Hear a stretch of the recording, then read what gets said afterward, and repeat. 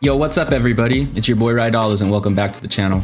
You already know what time it is. Apex Legends Season 22 dropped and with it came massive changes to the Legend meta and a brand new map. And after spending some time grinding out every character on the roster, I'm back with another tier list video for you guys. As always, I'll preface by saying my tier list is entirely subjective, and I'm not trying to offend anyone by not placing your main in S tier. And while I'm considering each Legend's utility and ranked, this is not an Apex competitive tier list. Make sure to drop a like if you do enjoy the video. And if you're new here, don't forget to hit that subscribe button so you don't miss out on any future content. 96% of you aren't subbed yet, come on now. All that being said, let's get into it. At the bottom of D tier, we have Mirage. They introduced enemy health bars this season where you're now shown the enemy's armor and health state while inflicting damage, so long as you have direct line of sight. With how Mirage's abilities work, this pretty much nullifies the effectiveness of his decoys in pressure situations, because assuming you took damage, your opponent should now have a visible health bar to immediately pinpoint the real Mirage. I tested this out and was very mindful of how I deployed my decoys, and whether or not I took damage. Sure enough, had I taken damage immediately prior, there was no way of bamboozling my opponent, versus if I had deployed my decoys when healthy. To be honest, I'm not entirely sold on the implementation of the visible enemy health bar in Apex, but even if they were to remove it next season, or put out a hotfix to address this issue, Mirage still falls a little short compared to the rest of the roster. Next up, we have Octane. The variance between good and bad players that main this character remains the largest in the game. And what I mean by that is, if you're a great player or a movement lord, Octane provides all the necessary tools to excel. However, the inverse is also true to where if you're an inexperienced player, Octane will highlight your flaws or your bad habits and provide all the tools to fail. While his kit is approachable and relatively simple, its high risk and high reward mechanics can be difficult to master. To anyone that insists on running this character, my only advice is to be honest with yourself. Are you making enough of an impact to offset the flaws in his kit? If the answer is no, play a more viable Legend. Closing out D tier, I have Rampart. Given the current state of the Legend meta, I'm just not entirely sold on a character that needs to stand behind static cover in a game all about movement. And even with tweaks to her ult that result in more uptime, Sheila is often outgunned due to its spin up coupled with non-existent strafe speed. So if more often than not you'd be better off using a floor loot weapon, I don't know what to tell you. Changes to LMGs this season on paper should have also been a net positive for Rampart, but so far it's been a moot point IMO. I've had mixed results with the reverse hipfire mechanic, and honestly, it feels more inconsistent at close range than anything. And the gun shield generator is cool, but I'm not sure it offsets slower fire rates and overall movement speed when in 50-50s with ARs and SMGs. In fairness, Rampart does have the potential to become a super punishing character when played correctly. She's best suited to patient players that have good micro positioning in fights, possessing a high skill ceiling that requires a nuanced and methodical playstyle. Moving on and starting off C tier, we have Valk. I'm always a little shocked at people who still play her at this stage because I'm not sure there's any real point to running Valk other than for fun or if she's your comfort character. Let's keep it a buck, because evac towers exist, her ult is inconsequential. It's almost riskier in pressure situations to have your whole team take her ultimate as opposed to an evac. Scans while airborne are nice to have though, and I might be undervaluing her jetpack, which unlocks unique movement potential and just overall convenience. But as the game has evolved, she's become a little outclassed and much more of a self-benefiting character than anything else. Next up we have Ashe. I gave her the slight edge over Valk because at a very baseline level, I continue to value Ashe ult over Valk ult in Season 22. However, with the dust settling following her receiving a few quality of life buffs last season, she remains effectively outclassed. A major rework is needed for her to rise to the top of the meta because she's a little underwhelming by design and never really had her time being at the top. Ashe is my second most played Legend, and I personally go through phases with her. Sometimes I'll feel like I'm fragging, and other times she just doesn't feel good to play. A subjective metric I'm now paying attention to when evaluating the current meta is how easy the game feels on whatever Legend I'm playing. Preface with subjective because there are so many factors and even my individual playstyle that need to be factored in, but my point is everything on Ashe feels hard. You have minimal tools at your disposal in fights, and so much is predicated on your aim, positioning, and mechanics. Maybe that's why it feels satisfying to run her, because so much is dependent on skill, and no kills feel cheap, they feel earned. Shout out all my Ashe mains. Let me know in the comments if I'm on point or if that's cap, but that's my take. Moving on to the next Legend I have ranked in C tier, Caustic. This is a dramatic drop in my rankings, and while I still think he's very strong, his abilities aren't currently at a premium. Spoiler alert, as it currently stands, there are certain meta legends at all levels of play that serve as counters to Caustic's kit, namely Crypto's EMP being able to destroy inactive gas traps, as well as Fuse and Maggie being able to make life difficult for Caustic teams. Additionally, his 3 best maps are the ones currently not in rotation, so there's that. Maps with a lot of open space and unforgiving lengthy rotations definitely highlight Caustic's weaknesses. While he remains a pretty imposing force that can offer insane value at various stages throughout a match, in my opinion, there are other options on the roster that offer more consistent value right now. Up next we have Loba. She continues to drop in my rankings, and like I said last season, she's been a victim of power creep, where the field has improved, but she's remained pretty much the same. Loot Goblin's Lament. Don't get me wrong, having your choice loadout and being kitted going into fights is pretty valuable, but I don't think that outweighs utility you could potentially get from other legends. And with how the game and player base has evolved, you should be comfortable running most floor loot weapons. The game is fast paced, and looting, even looting quickly to take more fights, often feels like a waste of time. I was playing a lot of Revival, and I felt like there was never time to put my ult down and loot. And unless you're sweating in high tier elos, get in the habit of taking loot off the players you're eliminating. Despite being the only support class legend that possesses a movement ability, her kit has started to feel a little hollow over the past few seasons.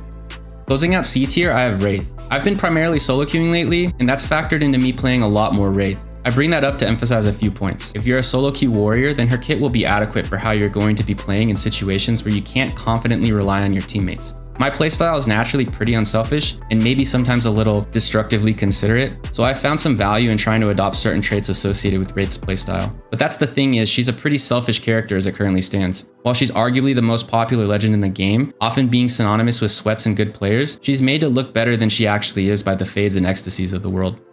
Starting off the legends I have ranked in B tier this season, we have Bloodhound. They've seen their kit be reworked and tweaked through countless iterations at this point, and it's a little hard to keep track of. Guess it's just difficult balancing scan legends. Halfway through last season, Beast of the Hunt was nerfed, where enemies are now no longer highlighted red through smoke or gas. This was a major adjustment that shifted the landscape, resulting in Bloodhound falling off. By design, they're an aggro character designed to track enemies down and frag, but with their ult cooldown now being 4 minutes and knocks while their ult is active no longer extending ultimate duration, there may not be enough of a reason to play them even over other recon class legends this season. While the nuances of their kit and upgrade package are slightly complex, they are still a very straightforward and easy to use character that will provide immediate utility to squads. Alright, up next we have Ballistic. Yeah, you heard that right. Hear me out. Their ultimate ability is essentially a Bloodhound ult, but for your entire team. You get faster armed move speed, faster reloads, infinite ammo, the cooldown is only 2 minutes, and the duration is increased by 5 seconds per kill by anyone on your squad affected by Tempest while it's active. Come on, that's pretty fun. Slotting Ballistic right in front of Bloodhound on my tier list was definitely a little premeditated, and honestly I think you'd be surprised how many players run Bloodhound simply for their ultimate. But like, why not run Ballistic? With the lock-on time on his Q also being decreased to 0.1 seconds, and with the loadout versatility of being able to carry a third weapon, he's feeling pretty good this season in my opinion. Next up in B tier is Gibby. It's anybody's guess why he isn't currently more prevalent in the meta because on paper his kit is pretty insane. While his hitbox is massive, he does have the Fortified perk that decreases incoming damage by 15%, in addition to his gun shield passive that activates while aiming down sights, making him pretty sturdy and tough to take down. His ult is more destructive and punishing than Bangalore's, and only has a cooldown of 3 minutes as opposed to Bangalore's 4 minutes. His Dome Shield offers a lot of utility and is his signature ability, but is also prone to being countered by the likes of Crypto ZMP or Maggie's Wrecking Ball. Despite possessing a high skill ceiling and promoting an anchor playstyle as a support class legend, he is also pretty dynamic offensively, and worth a look when choosing who to run this season. Moving on, we have Fusey Boy. He does enough in Season 22 to be respected and is maybe the most annoying legend to play against, but by contrast is also fun to play because he's so annoying. Overall, he's pretty viable right now. His knuckle clusters can be used off drop and are immediately effective. He can stack nades, carry extra ammo, and has access to assault bins. He serves as a counter to controller class legends not named Watson, and his relevance is pretty healthy for the game. Why I say that is, unlike metas that force teams to all run essentially the same team comp, Fuse can open up opportunities for counter picks and counterplay where every team can choose to play a little differently, even in high elos. Fuse does have his limitations though, especially in non-competitive Apex, which is why he falls in B tier for me this season. Moving on, we have Alter to close out B tier. I say this on every tier list video, and I'll remind you once again that I try not to look at other creators' tier lists because I don't want to inadvertently absorb any potential influence as I formulate my own rankings. That being said, I have come across some creators ranking Alter at the very bottom of their legend rankings this season, which should illustrate how polarizing she remains coming into Season 22. When she was introduced last season, I'll admit I overrated her by placing her in S tier, though I still believe the majority of the player base hasn't figured out how to effectively maximize her kit to this point. People tend to criticize her ult, but I've found that it is pretty useful to retreat and reset, or simply as a movement mechanic. Her limitations lie with her lack of significant contributions in teamfight scenarios, though I will say she's great at isolating players on opposing teams. Overall, I think she has a lot of unique potential, and if you believe in what her kit provides, no need to wait for the player base to come to the same conclusion in order to validate that. If you get what I'm saying. Starting off A tier, I have Seer. He was buffed to start the season. His passive heartbeat sensor is now quieter when active, passive move speed was increased to weapon sprint speed, and he has a new level 3 perk option, Split Focus, where he essentially gains an extra charge on his tactical ability. With the introduction of player health bars this season, these adjustments to Seer's kit are basically to still give people a reason to play him. Significant to be fair, especially with Bloodhound falling off, and he's okay. Once again, this is not an Apex competitive tier list, but unfortunately so much of the Legend meta is dictated by what the pros are doing. If the pros are playing Seer, then you'll see a lot more of him than if they're not. Real talk. He's definitely playable and in a much better spot compared to last season, but still not a must pick in my opinion. Though wall hacks will always be wall hacks, am I right? Up next I have Catalyst. I'm honestly not sure why people are sleeping on her. Even though she's technically not the best in the controller class right now, she does remain the most versatile pick. Her passive, tactical, and ultimate abilities can force opposing players to go places that they might not have intended. She makes it so your team has fewer locations to watch, and she can essentially funnel people directly into where you want them to go. From my experience, I've found she's great at buying herself or her team time to heal and reset in fights through reinforcing or even rebuilding doors. Why she isn't higher on my list is due to some potential counters that are currently in play. Fuse, Maggie, Rampart, and even Horizon and Alter. But I still feel like she offers more than enough and is good enough to offset some of these shortcomings. And what I'm most impressed by is her survivability and how she's able to keep her team alive in battles of attrition. Next up, we have Conduit. Here's another legend that I also believe is being slept on right now. I'm in no way saying that I miss Conduit meta, and she's definitely not what she once was, but like Catalyst, she's super versatile and helps keep her team alive better than most picks on the roster. I will say the onset of her Q feels quite long now, taking up to 10 seconds to regenerate a teammate's shield, with the ability having about a 30-second cooldown. But I love her passive ability, receiving a 30% speed boost to sprint towards your teammates that are out of your tactical range of 50 meters, and her ult is great for slowing pushes from enemy squads and for zoning, which highlights her versatility. Her Backpack perk option, which lets her carry 3 shield batteries per inventory slot, along with her having access to support loot bins, is pretty useful in a meta where shield economy is essential. A legend that promotes prioritizing your teammates and actually monitoring their health and whereabouts shouldn't be overlooked in Season 22. All I'm saying. Moving on to the next legend I have in A tier this season, Vantage. Look Ma, she made it. She was buffed this season and should command some more respect from a community that loves to hate on her. Her Echo Relocation tactical ability is now much more forgiving and allows her to launch without direct line of sight to her bat, and will now maneuver around geometry to reach Echo. The second shot multiplier on her ult Sniper's Mark was increased to 2.5 times damage, which allows her to potentially 2-tap opponents with Blue Evo. They introduced an improvement to her passive, where it'll basically live ping an enemy at range for 10 seconds. And with a perk option on her upgrade tree that allows her to also use ring consoles, she's pretty formidable and low-key versatile, with the ability to fill in gaps or play different roles on competitive squads. It's no secret that I'm a bit of a Vantage enjoyer, and I thought she was going to be meta back in Season 20, but in retrospect that take was a little premature. For me, observing people's perception of her ability and my own take on her place in the meta, it became a bit of a how many licks does it take to get to the center of a Tootsie Roll pop situation, but in this case, how many buffs does it take for more people to play her? I guess that question's been answered. Next up, we have Mad Maggie.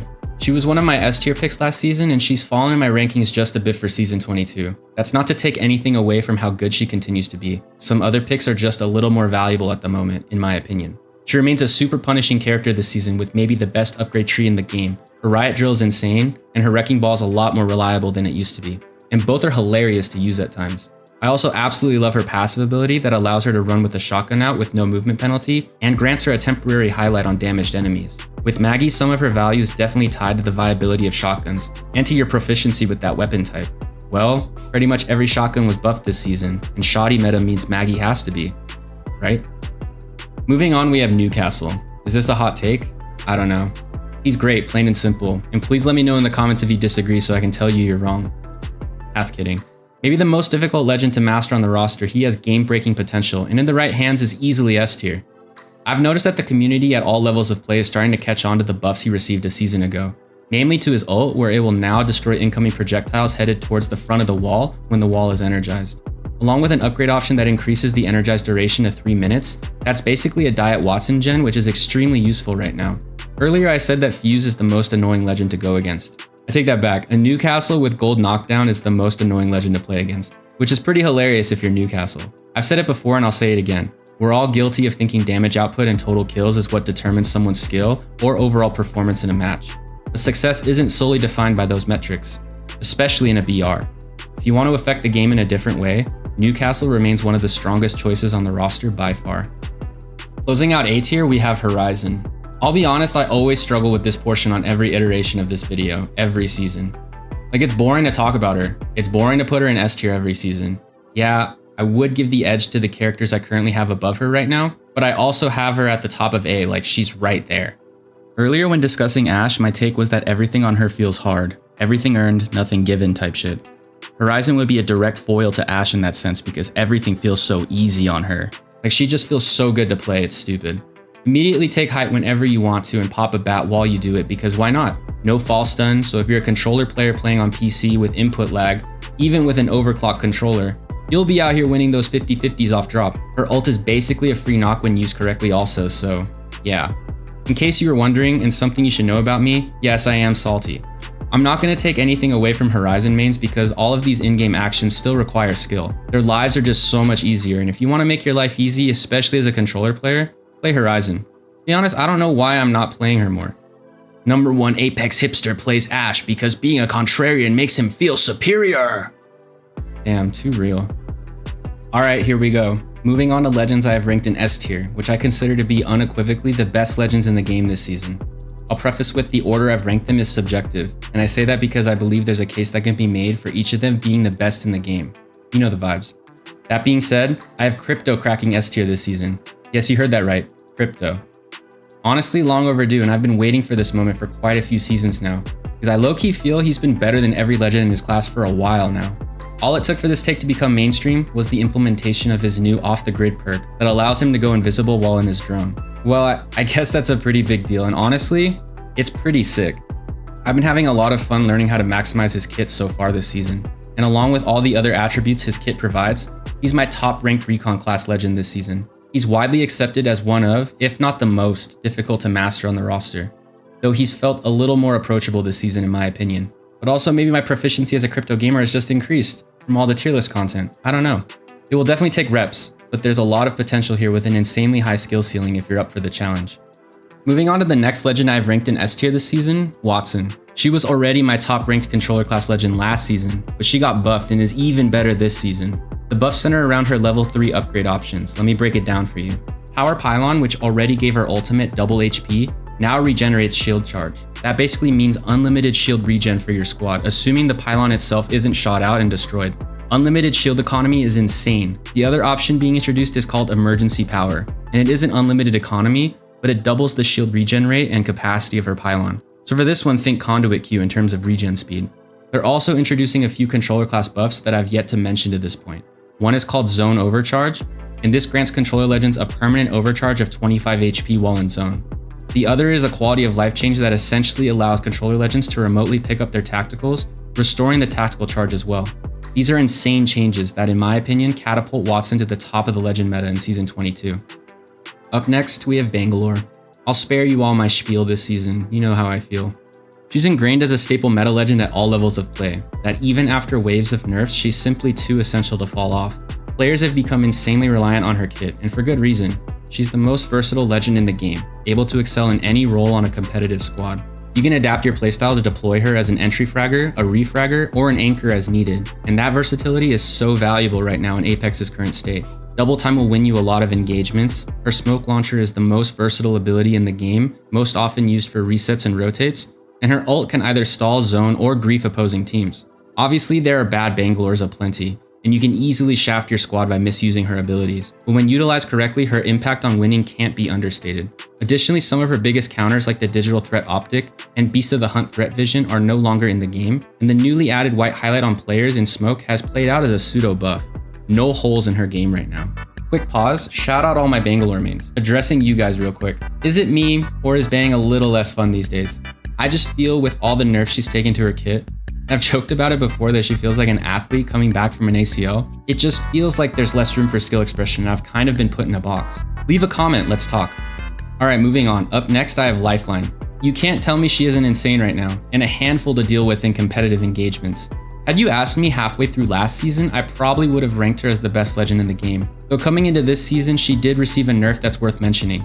Her gold-plated upgrade no longer provides a gold evo cache, but still provides a gold knockdown shield. Regardless, she's my top-ranked support class legend coming into this season because of her ability to maintain pressure by supporting aggressive teammates in fights. If you upgrade her correctly, you should have her health drone with basically no cooldown, and a free gold knockdown shield through her gold care package. Her upgrade tree perks play into her strengths massively and serve as a sizable buff. Not only that, but in a season where shield economy is at a premium, her care package and access to support bins are incredibly clutch. Coupled with the smallest hitbox in the game, it's not hard to tell why she's S tier in the current meta.